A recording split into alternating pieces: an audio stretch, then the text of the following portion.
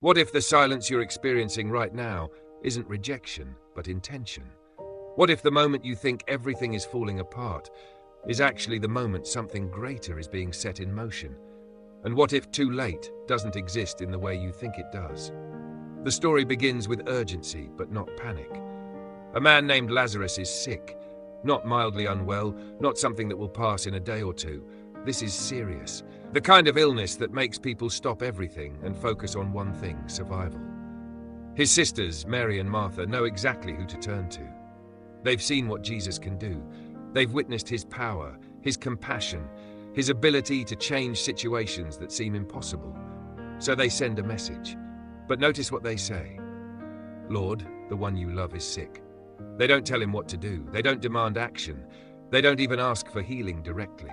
They simply present the situation and trust his response.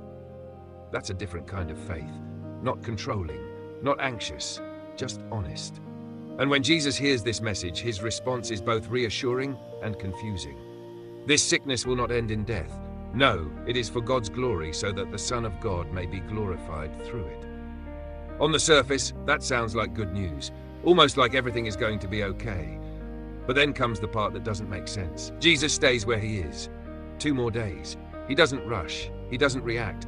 He doesn't move toward the problem. He waits. And this is where the tension begins to build. Because waiting is one of the hardest things to understand, especially when you believe help is available. Mary and Martha are waiting, watching, listening for any sign that he's coming. Every passing hour probably feels heavier than the last, because when you know someone can help, delay feels personal. It feels like neglect. It feels like being overlooked. But what they don't see is what Jesus already knows, that this situation is not going to end the way it looks, that something greater is unfolding beneath the surface. After those 2 days, Jesus finally speaks. "Let us go back to Judea." And immediately the disciples react, not with excitement, but with concern. "Rabbi, a short while ago, the people there tried to stone you, and yet you are going back." They're thinking about danger, about risk, about survival. From their perspective, going back doesn't just seem unnecessary, it seems reckless. But Jesus isn't operating from fear. He's moving with purpose. He begins to talk about light and darkness, about walking in the day versus stumbling in the night. It sounds almost poetic, but it carries a deeper meaning. He's saying that when you are aligned with purpose, you move with clarity. You don't stumble, you don't hesitate. Because you're not reacting to circumstances, you're following direction. Then he says something that confuses them even more. "Our friend Lazarus has fallen asleep, but I am going there to wake him up." The disciples misunderstand. They think he's talking about rest. "Lord, if he sleeps, he will get better." From their perspective, sleep is a good sign, recovery, improvement. But Jesus is speaking differently, so he tells them plainly, "Lazarus is dead." There's no confusion now, no misunderstanding. The reality is clear, and in that moment everything changes. Because now the delay doesn't just seem strange, it seems final, too late, irreversible. But then Jesus says something that shifts the entire perspective.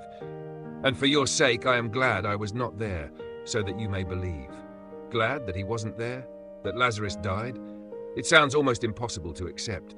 But this isn't about indifference, it's about intention. Because if Jesus had gone immediately, Lazarus would have been healed.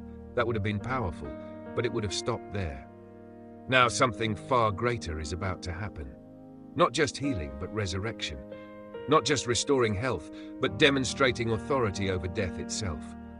And the purpose is clear, so that you may believe. This moment is not just about Lazarus, it's about everyone watching, everyone questioning, everyone struggling to understand. Even the disciples. Because belief doesn't grow in comfort, it grows in tension, in moments where things don't make sense, where expectations are broken, where outcomes feel uncertain. That's where faith is stretched. That's where it deepens. Thomas speaks next, and his words are often overlooked. "Let us also go that we may die with him." There's something raw in that statement. He doesn't fully understand what's happening. He assumes the worst. He expects danger. But he's still willing to go. That's real faith. Not perfect, not confident, but committed. It doesn't have all the answers, but it still moves forward. And that's where many people find themselves, not fully understanding, not completely confident, but still choosing to move, still choosing to believe, even with questions, still choosing to follow, even with uncertainty. Because faith isn't about having clarity all the time, it's about trusting the one who does. And that's what this moment reveals. Jesus is not reacting to the situation, he's leading it. Even the delay is part of the plan. Even the silence has purpose. Even the loss is not final. But from a human perspective, it doesn't feel that way. From where Mary and Martha stand, it feels like everything has gone wrong. The message was sent, the need was clear, the timing was urgent. And still, nothing happened, at least not in the way they expected. And that's where the deeper question comes in. What do you do when God doesn't respond the way you thought he would? When the timing feels off? When the outcome looks worse instead of better? Do you lose trust? Do you walk away? Or do you hold on, even without understanding? Because sometimes the greatest moments come after the greatest confusion. Sometimes what looks like an ending is actually the setup for something greater. But you can't see that in the moment. You can only see the delay, the silence, the loss. And that's what makes this story so real, because it reflects something everyone experiences at some point. Waiting, not knowing, hoping, while things seem to fall apart. But here's the truth this passage reveals. Delay does not mean absence. Silence does not mean indifference. And too late does not exist in the way we think it does. Because what Jesus is about to do goes beyond timing, beyond expectation, beyond what anyone thought was possible. But before that happens, there is this moment, this space, where everything feels uncertain. And maybe that's where you are right now. In that space between what you hoped for and what you're seeing, between what you expected and what actually happened, between the promise and the outcome. And it's uncomfortable, confusing, even painful. But this story reminds us of something important. Just because you don't see movement doesn't mean nothing is happening. Just because the answer hasn't come doesn't mean it won't. And just because it feels late doesn't mean it's over. Because sometimes what feels like a delay is actually the moment everything is being aligned, prepared, set in place for something greater than you imagined. Not just a solution, but a transformation. Not just an answer, but a revelation. And when that moment comes, everything will make sense in a way it couldn't before. But until then, the invitation is simple. Stay, trust, hold on, because the story isn't finished yet.